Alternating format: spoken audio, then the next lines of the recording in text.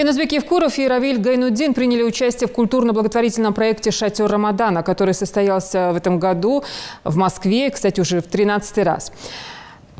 По случаю начала священного месяца Рамадана. Основную тему шатра обозначили как пророки Всевышнего и их качества. Традиционно в рамках шатра проходят вечера национальных республик России, стран дальнего и ближнего зарубежья. Организатором мероприятия стало постоянное представительство Ингушетии, Духовное управление мусульман Москвы при поддержке Духовного управления мусульман Российской Федерации и правительства Москвы. Зелимхан Калоев расскажет.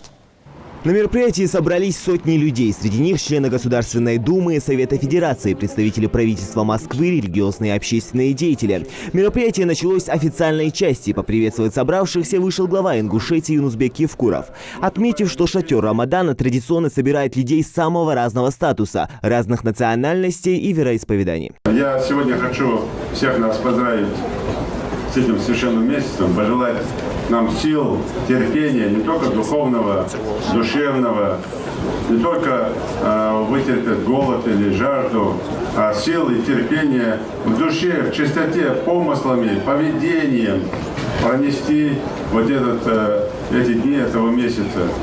Тот, кто до этого месяца ездил на красный свет, превышал скорость за рулем машины, тот должен в этом месяце хотя бы остановиться.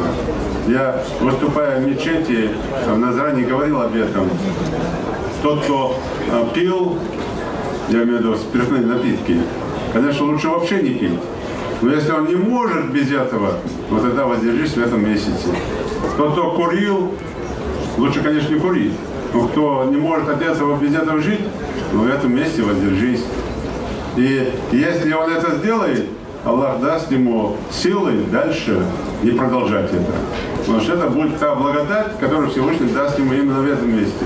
Главный муфтий России Равиль Гайнуддин, приветствуя всех собравшихся на вечере, отметил добрые братские отношения, сложившиеся между Духовным управлением мусульман России, Советом муфтиев России и главой республики, правительством и парламентом Ингушетии. Трудные моменты, когда решаются вопросы дальнейшего развития нашей мусульманской уммы, когда рассматриваются вопросы жизнедеятельности религиозных организаций мусульман, будущего развития мусульманского образования, а также строительства мусульманских наших религиозных культовых сооружений, учебных заведений, Юнусбек Бамадгиреевич принимает государственно-политически правильный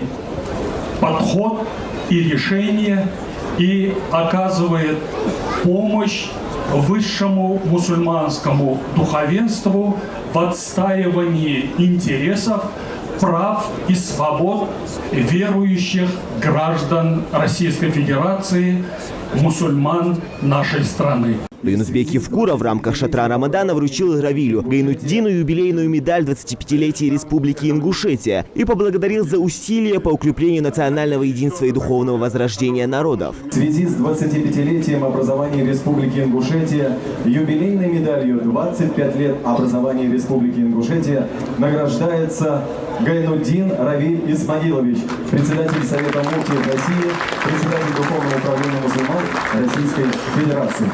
Для меня честь сегодня получить этот юбилейный подарок, медаль Республики Ингушетия. После захода солнца начался праздничный ифтар с блюдами национальной кухни. В этот ифтар меня пригласили мои ингушские друзья.